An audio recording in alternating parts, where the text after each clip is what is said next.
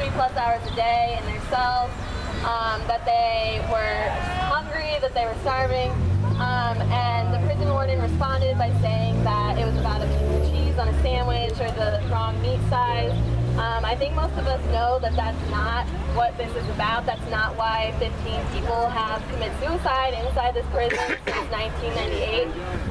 So I talked to a bunch of people, and there was a Facebook event, and now everyone's here, and that's really great. So thanks for coming.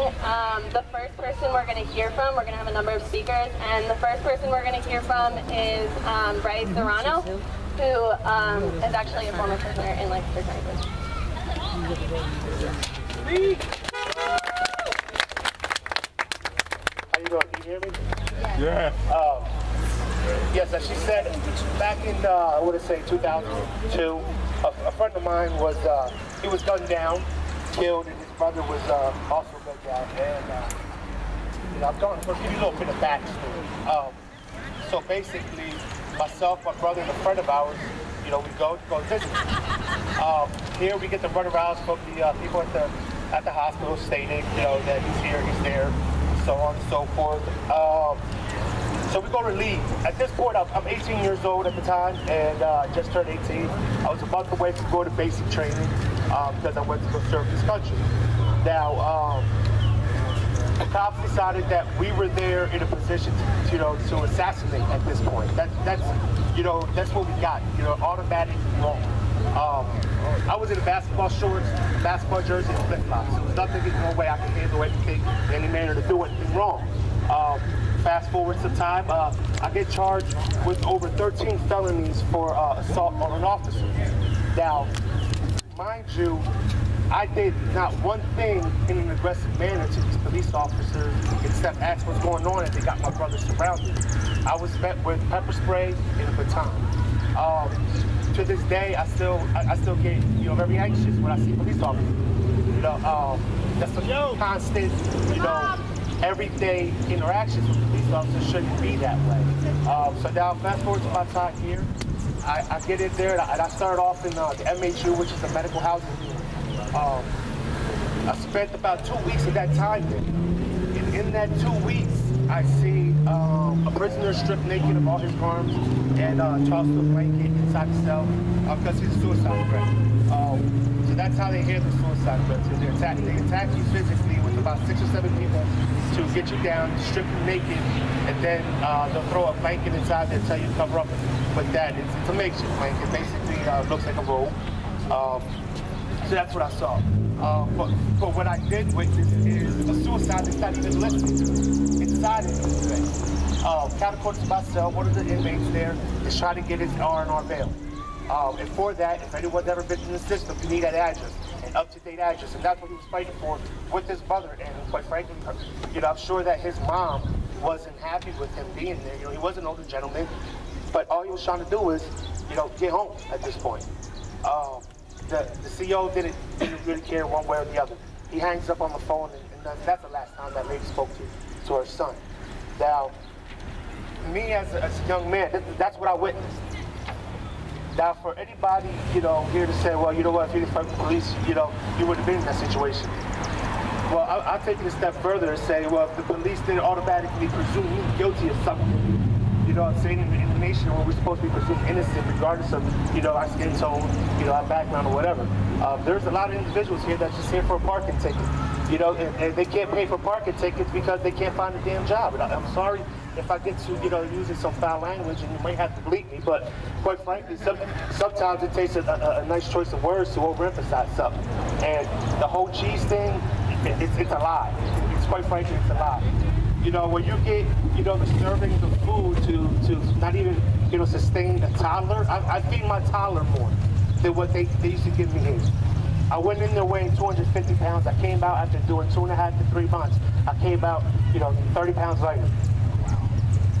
Now, you explained to me how they're actually supposed to be feeding us, to take care of us, and rehabilitating us. No, all we are here is nothing more than a dollar amount to some corporation somewhere, you know, probably some distant, you know, state, and that's nothing more than what we are. You know, and sooner that everyone will actually realize it's not a color thing, it's an us versus the, them thing. It's the system itself needs to get broken down and get rebuilt. You know what I'm saying? When there's constant injustices constantly going, I mean, open up the paper, you'll see constantly that someone was freed after X amount of years through new evidence, and then what? I guess they deserved what they got that whole time losing it because the system said they're guilty. I'm not a saint, and I've never, followed that straight path, but as I matured and as I had a daughter, I understand that there's something that has to be done, and changing the system that doesn't do nothing but oppress is one of those things. You know what I mean? At any given time, any one of us could sit there and run into a series of unfortunate events that leads us into doing something irrational. Unless you really felt that, your stomach, touching your ribs, I don't know that you're going to really grasp that what some of these people go through. You know what I'm saying? And it's not even of their own choosing. You know what I'm saying? I starved as a kid because my mom had to work 4 or 5 jobs to feed us. You know what I'm saying? You call me a system of the product of the system. Call me what you want, but at the same time, I was looking to change my life around, and then I was met with opposition. You know what I'm saying? Even after I was released from here, my probation officer said she doesn't want the likes of me defending this country. So not only is she supposed to actually help me from, falling back into the system, she doesn't do that. She tells me that basically I'm less than anyone else that would want to sit there and basically sacrifice, their lives so that someone could say something like that. It's just a trickle effect of, of a lot of things. And the sooner that, the people that are in the position to make a change do so, then it's not going to get any better for any one of us, and it's going to constantly get worse. And then when it's going to want change from everyone is when everyone is sitting there in the police state. It's just going to happen. Unless us as a people get together and actually say, you know what, enough is enough, and fight the cause, man. That's it. Thank you very much.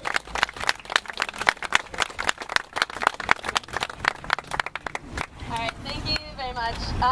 The next person we're going to hear from has been advocating for prisoners for a long time. His name is Ronnie Harper. Is Ronnie here? Okay. All right, well, next we're going to hear from Reverend Naomi Liebhart. Yeah.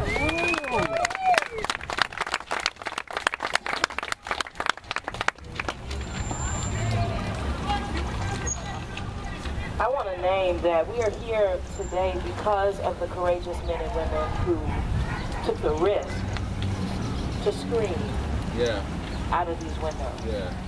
I want to name that we're here because they lifted their voices, no matter what the consequences has been and will be to them, to invite us here.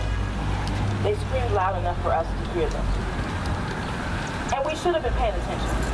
We should have been paying attention. Because the fact of the matter is we've been asleep on our jobs. We have long been mistreating the folks incarcerated in the jails and prisons across this country. We have long been ignoring their screams and cries for help, for respect, for dignity, for mercy, for redemption. We have been ignoring them. This morning I read the story of a woman named Tabitha Gentry. She is from Memphis, and she just today was sentenced to 20 years for squatting in a $3 million mansion.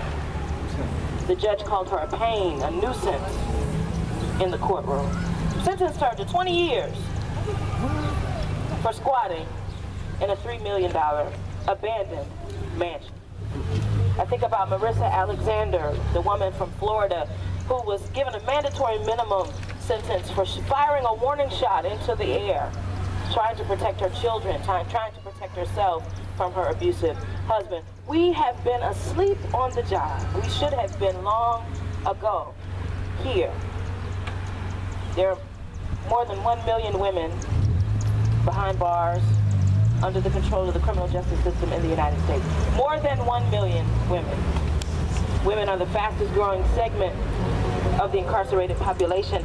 And nationally, there are more than 8 times as many women incarcerated in state and federal and local jails than there were 30 years ago in 1980.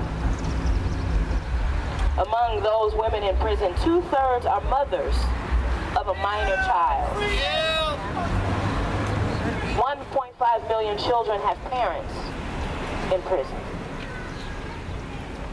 So there's been a problem, and it's time we start paying attention. Not only that, communities of color are especially ravaged by the system of mass incarceration. Some of us have been calling it the new Jim Crow, right? Yes.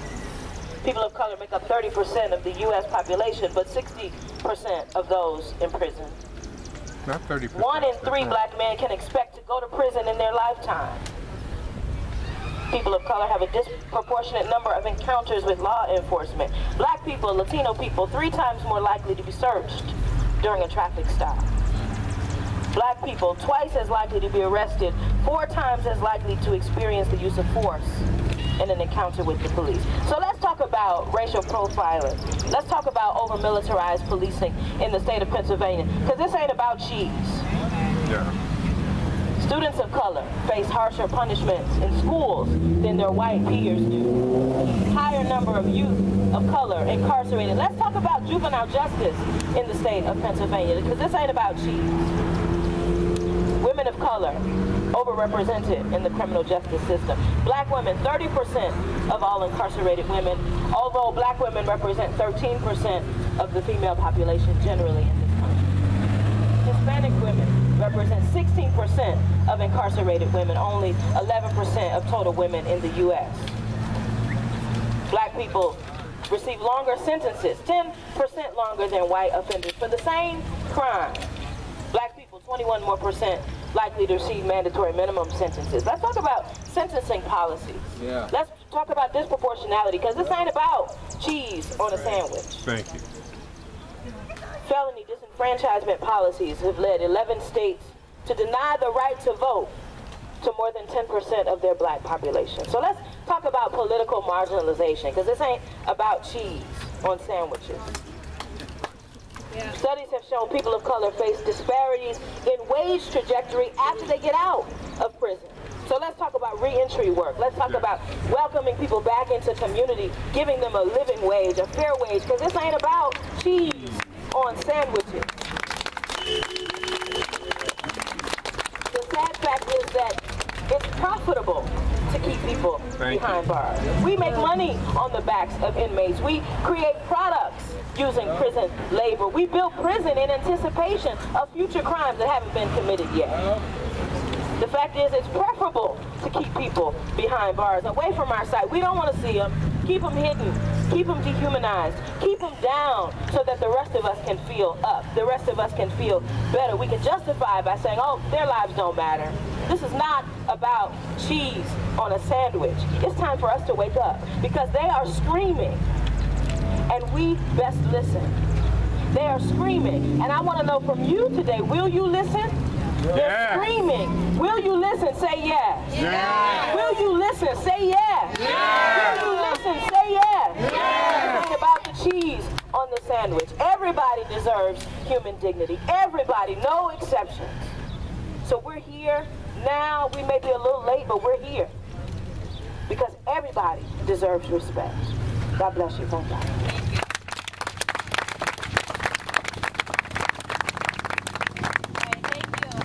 Next we have Aralyn Marin talking about immigrants and mass incarceration.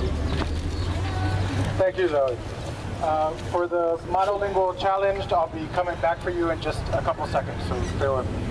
Mi nombre es Adán Jesús Marín y yo vengo aquí hoy para hablar sobre el sistema de carcelación, el sistema que pone a gente en las cárceles como si fuéramos productos, un sistema que nos trata como somos otro dólar que los dueños de las corporaciones pueden ganar, un sistema que nos trata a todos como si no fuéramos humanos, porque para ellos no somos humanos, para ellos nosotros somos alguien para exprimir cada gotecita de jugo de nuestras vidas. Nosotros como inmigrantes nosotros entendemos que ese no es un problema de aquí en Lancaster, sino que ese es un problema en todo Pennsylvania, que ese es un problema en todo el estado, en todo el país. Y yo como inmigrante vengo a hablar para decir que lo que está pasando a la comunidad aquí lo que está pasando a la comunidad de los afroamericanos es lo mismo que está pasando a la comunidad de los latinos, lo mismo que está pasando a la comunidad de los americanos que son obreros. Y nosotros tenemos que parar juntos, luchar juntos para cambiar ese sistema, porque ese sistema no se puede aguantar, ese sistema no se puede quedar así. Pero mientras nosotros no tomamos la acción, nada va a cambiar. Mientras nosotros estamos esperando que los que están encargados, que los Scott Martins del mundo se cambien de mente o despierten un día ya más libre, mientras nosotros esperamos, eso no se va a cambiar. Y yo vengo a felicitar a los que están encarcelados, que tomaron el valor, que tuvieron el valor de alzar sus voces en gritos, que tuvieron el valor de decir a alta voz al mundo público lo que está pasando dentro, sabiendo que los que están controlándolos, que los que están encargados ahí tienen demasiado poder para hacer su vida un infierno. My name is Adán Jesus Marin, and I'm here today speaking for the immigrant community, and I'm here today because the truth is what's happening in this prison is not just happening in this prison, but we know that what's happening in this prison is happening in prisons and jails all across our state, all across our country, and it's got to stop. But it's not going to stop unless we take action. I come from a community where we are considered to be illegal, where we are considered to be less than human just for the simple fact that we exist. I come from a community where they have no problem locking up billions of us, and not because there's a problem, right? Because they're happy when we're working in the fields, they're happy when we're working in the back of the kitchens, they're happy when we're sweating for them, right? But what they discovered is that they can make an awful lot of money by putting us in jail. They have discovered that they can make an awful lot of money by privatizing jails and putting hundreds of thousands of immigrants in jail, just like they've learned that they can make an awful lot of money by locking up people of color, working class people, white people in the country in jail. What they've learned is that they can take away our freedom and make profit off of it. And the truth is, this isn't that new, right? It's not new that when certain people can make money that they're happy to take away our freedom, but it's something that's still going on, something that we, too often keep our eyes closed to, we're not raising our voice for. And I know that as a member of the immigrant community that it takes an awful lot of valor to stand up, to raise your voice, and to shout out of a window. And, I really wanted to come today to make sure that the inmates know, that the people who are in there know, whether they've been convicted, whether they're part of the 76% that are in there that have not been convicted of anything yet. I want to make sure that they know that we recognize their bravery for being willing to shout out and say that they can't take it anymore, and to risk what can happen to them, because it's hard to imagine being in a position where you have less control, less protection, less of a sense of safety than they do. And I think that if they can be brave enough and they can stand up and they can say that it has to change and that they can scream out for justice, that I think that we all who are outside today, who knows about tomorrow, who knows about yesterday, but all of us who are outside today, we have a responsibility to also raise our voices. We have a responsibility to amplify what they're doing and to let it be known that we're not going to stand by quietly. We're not going to wait for the Scott Martins of the world, the Scott Martins of our county, to wake up one day and, oh, it's not right to jail people so that my friends can make lots of money. We're not going to wait for that. We're here today to say that we're going to take action and to make sure that they know that while they're inside and they're suffering through this, that we're going to be outside and we're going to be organizing and fighting and doing everything we can to make sure that business as usual does not continue. That business as usual does not continue.